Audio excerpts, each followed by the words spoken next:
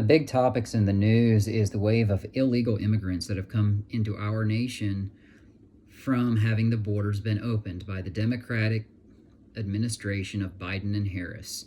And the problem with this is they're going to tell you that this is a great thing, that they're buying our products at Walmart or wherever they're shopping, and that they're paying taxes on the American dollar that they're making, and that they've come over here to cities like Springfield, Ohio, that's been in the news lately, or Aurora, Colorado, that's been in the news for the Venezuelans, and Chicago, Illinois has been in the news because of Venezuelan immigrants that have come over lately.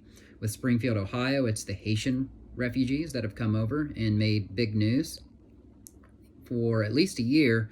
I know last year there was one that was operating on a Haitian driver's license that was not valid in the state of Ohio and had rammed the back of a school bus and killed an 11-year-old boy and injured, I think, 21 others.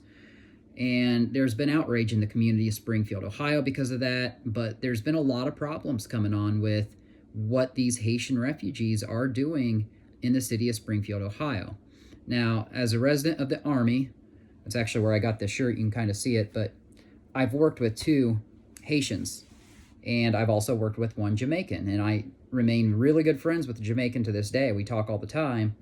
The Haitians I haven't had contact with since I've left the Army, but I was pretty good friends with them when I was in, so I know a little bit about their lifestyle and stuff, and I can tell you right now that reports of some of the things that these Haitian people are doing, like eating the pets and stuff, is true. It is confounded in truth, because the lifestyle is so bad in the country of Haiti. We kind of knew that from when the earthquake happened all those years ago, and just the slum-like conditions that they are living in, that eating people's pets or wild animals such as swans, geese, ducks, cats, and dogs is a very real thing that goes on over there, and they have taken those habits over here, and they are taking people's pets, literally dogs and cats, as well as geese and ducks and swans, and they are murdering them, and they are cooking them and eating them. And it's how they've been raised. It's what they're accustomed to doing. And if you were to go on somebody's property, if I was to go on somebody's property here and murder their pet animal for the purposes of eating it, that would be a felony. It's breaking and entering, it's trespassing, you're committing crimes, yet police in Springfield, Ohio have been ordered to stand down. And I've talked about this ad nauseum on this channel before. You may not have caught previous videos, but I said police departments are being given orders basically by the FBI. I mean, who's over them? They're a branch of the government. And that's been going on in multiple cases with missing persons, murder investigations and stuff. They've been ordered to stand down in a lot of cases. Well, we're seeing it here with the Haitian refugees in Springfield, Ohio. Now, Springfield, Ohio is just 80 miles from where I grew up on the Indiana-Ohio line.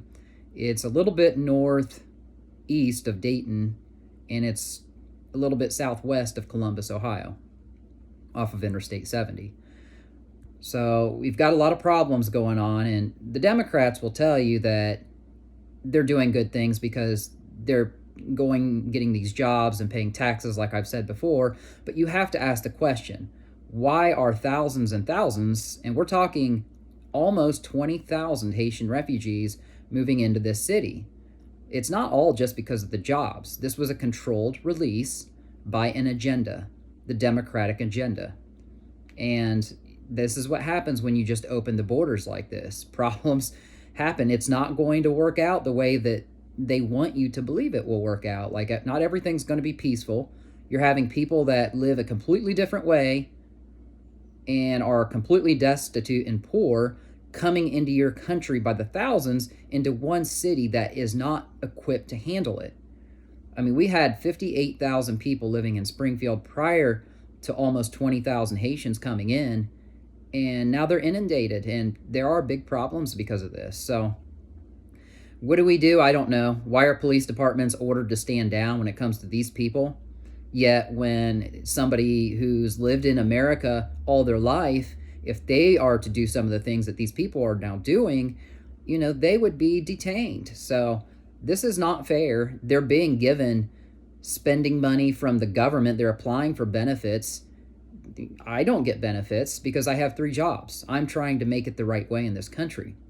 I'm a hardworking American, and I encourage people to be hardworking Americans. But of course, they're going to tell you that, oh no, these people want to be hardworking Americans. Well, they can't be paying taxes on the American dollar if they're coming over here in open borders and not even taking a citizenship test. How can they be? They weren't born here. They're not doing this the right way. They are illegal aliens. Technically, they shouldn't be allowed to vote. And I know this is what the Democrats' plan was to open the borders and let all these immigrants be so happy that they have been let in by the Democratic Party that they're going to vote blue. But I'm being told they can't vote yet because they're not actual citizens of the country, but nothing's making sense. Why are they allowed to get jobs then? And why are they allowed to pay taxes on the American dollar? It doesn't make sense. You can't force somebody to pay taxes if they're not an American citizen. I know when I apply for jobs, I've got to turn in my photo identification. But if these people don't have real photo identification outside of the country of Haiti, like an actual Ohio driver's license, how are they getting these jobs? It doesn't make sense. The guy that ran the back of that school bus did not have an Ohio driver's license. So this isn't making sense. They're rewriting the laws. They're completely opening the book on immigration and just rewriting the laws and just giving jobs to people who really technically aren't even American citizens. They're not credible. It'd be one thing. I'd be fine with it if people did this the legal way. And that's what Trump said when he wanted people to come over. He said, do it the right way, but don't just come willy-nilly over the border, thousands into a single city like this. It's not just a group of friends. We're talking thousands and thousands of people into one specific city. And now you've got Aurora, Colorado. There's big problems there too. The Venezuelans have taken over apartment buildings, just like they are in Chicago, Illinois. And now you're getting the Hells Angels biker gang going on video. Some of those people, they're saying, you do not want to mess with us. They said, you need to cease and desist, you Venezuelan nationals, with your terroristic antics and your threats to the community in which you are living now. You need to stop doing what you're doing. And they're vandalizing apartment buildings. They're just doing all sorts of problems. We don't need this. It's terrible for what's really going on in our country. But if you just read internet articles, they're going to tell you the other side of the story, and it's not the truth. You're going to hear the truth from stuff like here, YouTube channels of people who are talking out about it, what's really happening. Go and look into Nextdoor online. It's an app that you can read people's comments of what's happening in that community. And you're going to find out the truth of what's really going on, and it's not all roses, I'm telling you right now. So that's the big topic trending in our news right now regarding immigration. It's not going to get any better. It's probably only going to get worse. And those are the 3 cities that I've heard of. I guarantee it's happening in other places in this country. So it's probably going to happen in your neighborhood at some point down the line. It's going to be a real interesting couple months yet until the presidential election. We've got about 2 months left. But the next president to go into office doesn't go in until, January 17th probably, or 21st, something like that. So we've really got about 4 months before the next president sits in office. And I'm telling you right now, if somehow it's Kamala Harris, we are in a lot of trouble. You can already see it right now. And this agenda has taken over because Biden supposedly is in office because he stole the election. So this is what we got. And now we've got to deal with the ramifications. So, it'd be one thing if it was done legally. It'd be one thing if everybody was peaceful. But they're not. They're causing all kinds of problems. So something's going to happen. I don't think we're going to see a peaceful resolution with this, but I don't know. If you're in one of those communities, I've got family that's living in nearby cities in Troy, Ohio, and Vandalia, Ohio, on my dad's side of the family.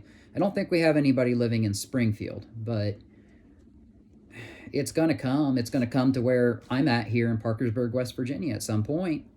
We've only got 30,000 people that live in this city, but I foresee it's going to happen.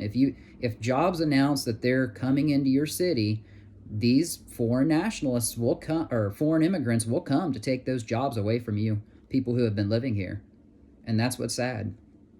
So the Democrats don't really care about you. They don't care about anything really other than your money. So I don't know, but stay tuned. We'll see what happens. I'll keep you guys posted. Thanks for always tuning in and subscribing to this channel. It really helps us out.